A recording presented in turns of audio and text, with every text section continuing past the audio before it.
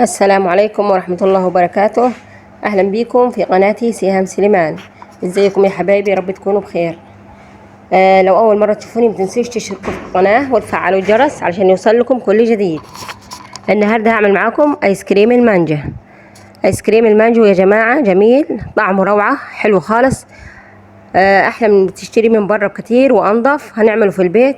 الحر والصيف ده مش عايز غير الآيس كريم. معايا المقادير: معايا مية ساقعة في البولة، هضيف عليها مكعبات تلج اشتغل بيها. احط البولة علشان ما يسحش بس معايا عشان المطبخ حر.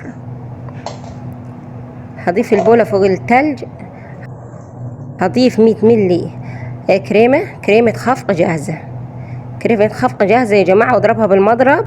اضربها كويس خالص كده لما تتقل معاي، لما تمسك معاي خلاص.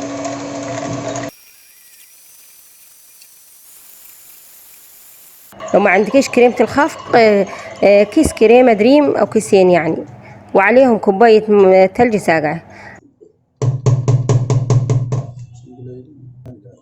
هضيف 100 ملي حليب مكثف عليهم. مش محتاجة سكر خالص يا جماعة هنا، عشان الحليب المكثف فيه سكر جاهز وفيه سكر وكل حاجة، مش محتاج سكر خالص. هضربهم كده مع بعض.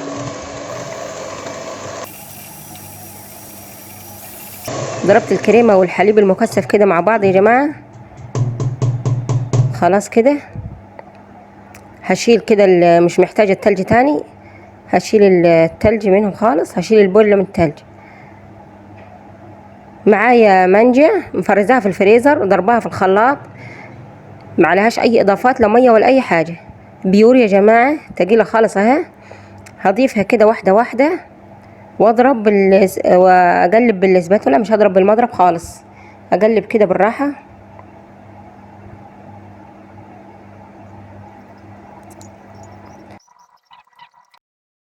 قلبتهم مع بعض كويس. اضيف كمان حبه مانجا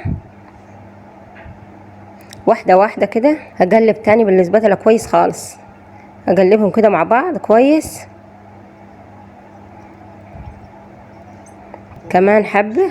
خلاص كده هسيب شوية مانجا ازوق بيهم الوش بتاع الايس كريم. كده اخر حاجة في المانجا اضربه اقلبهم كويس مع بعض بالسباتولا. بس كده يا جماعة خلاص. هضيفهم في قالب. هضيفهم كده في اي قالب عندك موجود، او اي قالب ايس كريم لو عندك. هضيف الكمية كلها اللي انا عملتها. بس كده يا جماعة اهو. هضيف عليهم المانجا اللي زايدة معاي على الوش كده. هزوق الوش كده بشوية المانجا اللي انا سبتهم. هجيب خلة، هلخبط كده الوش بشكل عشوائي، بشكل طولي كده، بشكل عرضي، وهعملهم بشكل طولي. هعمل خط كده بالطول رايح جاي اها. بصوا شكلهم حلو ازاي. بس كده هغطيها يا جماعة، هغطيها بستريتش، وهشيلها في التلاجة من 4 ل6 ساعات. ولو هتشيليها لتاني يوم برضو تبقى احسن.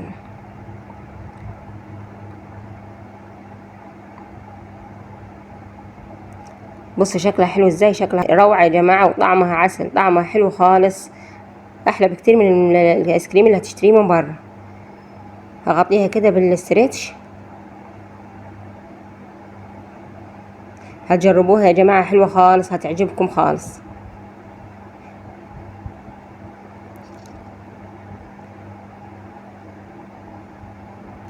يا جماعة طلعتها من الفريزر، يا قعدت معي، سبتها يا جماعة لتاني يوم، مسكت خالص وطلعت روعة.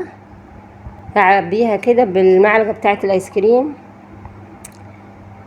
هاي يا جماعة شايفين، جميلة خالص وجمدت معايا، وبقي ايس كريم جميل خالص، ايس كريم المانجو. هنعمله كده احنا وقاعدين في البيت في الحر ده، ما ينفعش غير الايس كريم.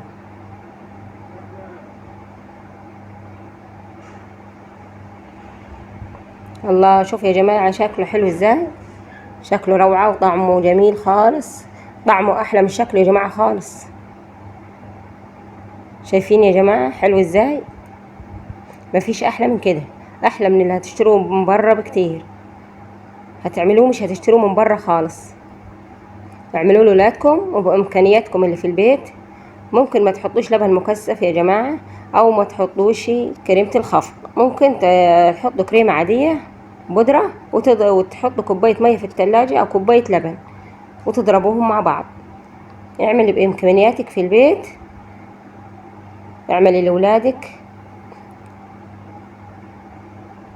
جميل خالص. الله، طعمه روعة، طعمه حلو خالص يا جماعة. اعملي بامكانياتك الموجودة في البيت. لو عجبتكم الوصفة ما تنسوش الشير واللايك والاشتراك في القناة وتفعيل الجرس علشان يوصلكم كل جديد. والسلام عليكم ورحمة الله وبركاته.